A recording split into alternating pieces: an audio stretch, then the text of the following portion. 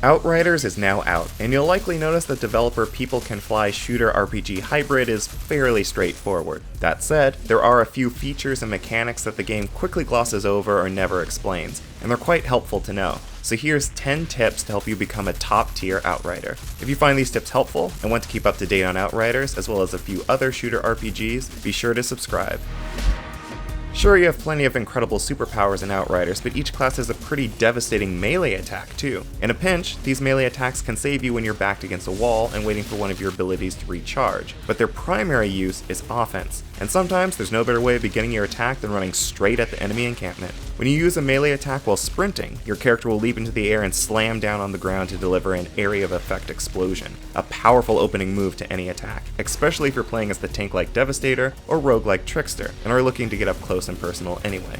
In Outriders, you'll find loot all the time, and the game does a really good job of constantly drip-feeding you better and better firearms and armor. Early on, just keep selling the old and equipping the more powerful. This will not only help you take on the early game bosses with the ideal power level, but allow you to experiment with a lot of different types of weapons. Don't grow too attached to anything. And speaking of finding better gear, don't forget to explore every inch of the new areas you discover. More often than not, the larger areas in Outriders will hide one, if not two chests. These chests are a great way to find good gear, and they're hidden all over. You can pretty much always count on finding at least one in areas where you fight a mini-boss.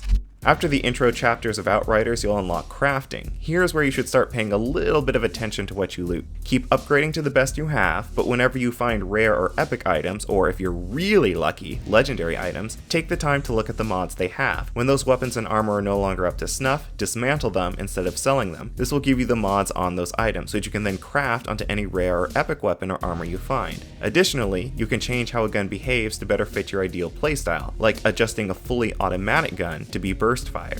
Be sure to mod your gear often. Every time you ditch an old piece of gear for something new, which, again, you should be doing all the time, take the opportunity to craft your favorite mods onto your new gear so that you can continue to dominate with your ideal playstyle. Provided you keep selling all the gear you don't need and taking a few seconds to mine for resources as you come across them in missions, you'll be swimming in the necessary materials for crafting. If you're at all worried about missing out on loot, turn on Outriders' Auto Loot feature. Open the Options menu and navigate to the Gameplay tab, where you should see a slider that you can adjust in order to determine what type of weapons and armor you want to auto loot. By default, Outriders will allow any and all players to join your game. If you don't want folks randomly jumping into your game, you'll need to adjust your privacy options. Open the Options menu and go to the Gameplay tab. From here, you should see an option to change your game privacy. You can adjust it so that only your friends on your chosen hardware can join your game, or close your game off entirely, requiring folks to get an invite from you in order to join. As you level up, you'll unlock points that you can invest into a skill tree. You won't be able to unlock enough points to buy every skill across all 3 branches, but don't sweat things too much. Not only can you respect your skill points whenever you want, you can do so freely. So experiment with different skills and see what might work best for your chosen build. On top of that, you can respect your skill tree in order to help out your loot game when you're farming for better gear. Certain skills in each class's skill tree make your character better with certain weapons and allow them to more easily find those weapons. If you're curious, all 4 classes feature a skill that helps them farm for assault guns, like assault rifles and light machine guns.